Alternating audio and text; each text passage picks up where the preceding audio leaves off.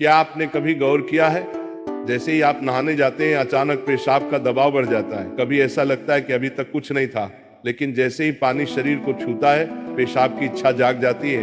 क्या ये बस एक संयोग है या इसके पीछे कोई खास वजह छुपी है?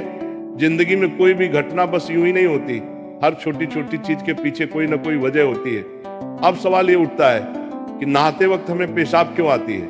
क्या ये हमारे शरीर की कोई कमजोरी है? क्या ये किसी बीमारी का संकेत है, या फिर ये दिमाग और शरीर के बीच गहरे रिश्ते की तरफ इशारा करता है? बस सोचो, अगर ये सिर्फ शरीर का एक सामान्य काम होता तो हर कोई इसे इतना गहराई से क्यों महसूस करता?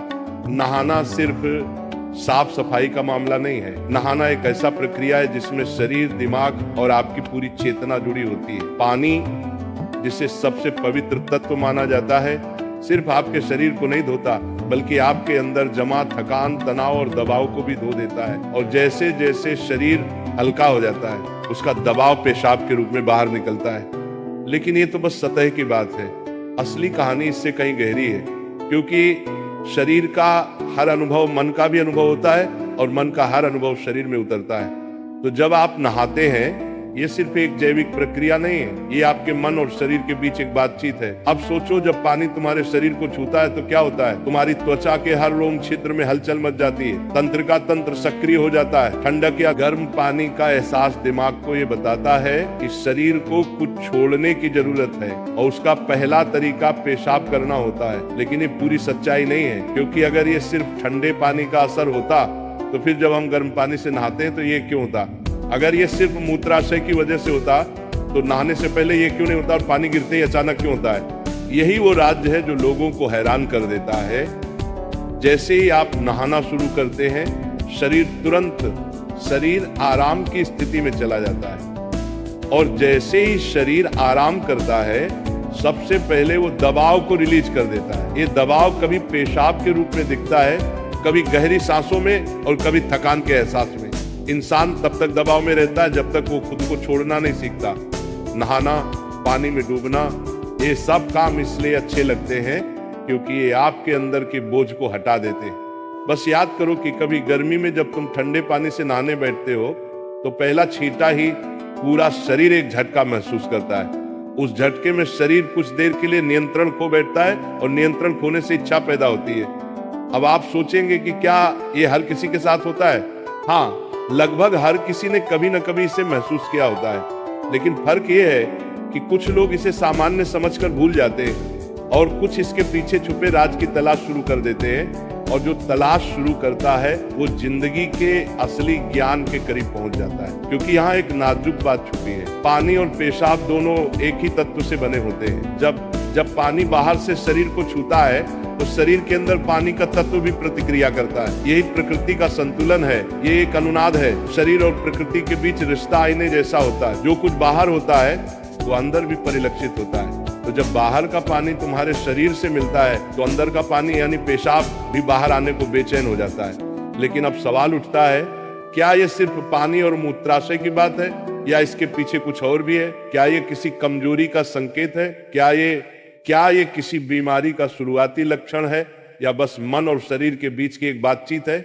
यहीं से हमारी यात्रा शुरू होती है, शरीर के विज्ञान से लेकर आध्यात्मिक दृष्टि तक। क्योंकि अगर हम इसे बिना समझे सामान्य कहकर नजरअंदाज कर देंगे तो हम जीवन के एक बहुत बड़े संकेत को खो देंगे। तो चलिए अब इस रहस्य को और गहराई से समझते हैं। हर बार जब तुम कुछ छोड़ते हो, कुछ रिहा करते हो, तो वो तुम्हारे बोझ से आजादी देता है। लेकिन ध्यान रखना, ये सफर आसान नहीं होगा, क्योंकि जो दिखता है वो सच नहीं होता, और जो नहीं दिखता वो गहरा सच होता है।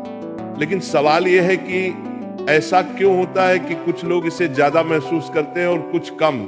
यहाँ मनोविज्ञान की भूमिका आती है। मनोविज्ञान कहता है कि हमारा मन और शरीर गहराई से जुड़े होते हैं। जैसे ही मन आराम करता है, शरीर भी रिलीज होना चाहता है। इसे कैथारसिस कहते हैं। सोचो, जब तुम रोते हो तो कैसा महसूस करते हो?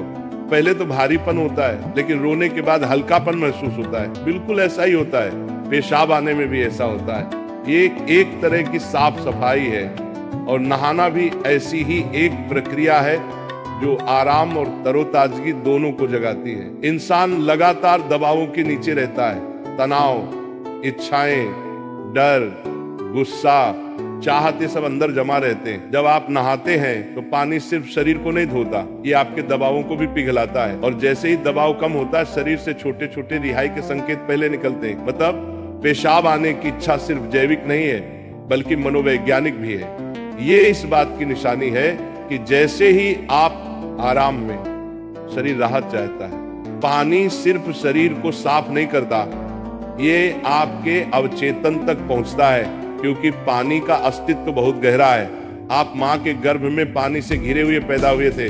आपके पहले अनुभव पानी से जुड़े होते हैं, इसलिए जब भी पानी आपको छूता है, आपका अवचेतन सक्रिय हो जाता है। इसीलिए नहाना इतना सुखद लगता है। इसीलिए पानी में डूबना, किसी झील या समुद्र के किनारे बैठना इतना आरामदायक होता है। और इसीलिए जब भी शरीर पानी से टच करता है तो वह तुरंत राहत चाहता है, क्योंकि ये उसकी सबसे पहली अनुभूति होती है। हर बार जब पानी तुम्हें छूता है तो गर्भाशय का अनुभव वापस आ जाता है। गर्भ में तुम पूरी तरह आराम में थे, कोई तनाव नहीं, कोई दबाव नहीं। पानी का माहौल और राहत पाने का एहसास ही वजह है कि नहाते वक्त पेशाब आना स्वाभाविक होता है। लेकिन अब एक सवाल बचता है, क्या नहाते वक्त पेशाब आने की इच्छा सिर्फ एक सामान्य रिफ्लेक्स है, या ये किसी बीमारी का संकेत भी हो सकता है?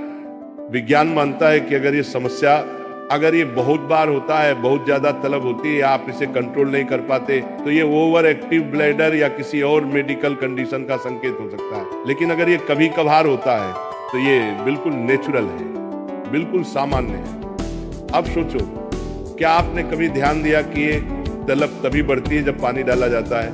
मतलब यहाँ ट्रिगर पानी है, और पानी सिर्फ शरीर को नहीं छूता, बल्कि दिमाग और सबकॉन्शियस को भी।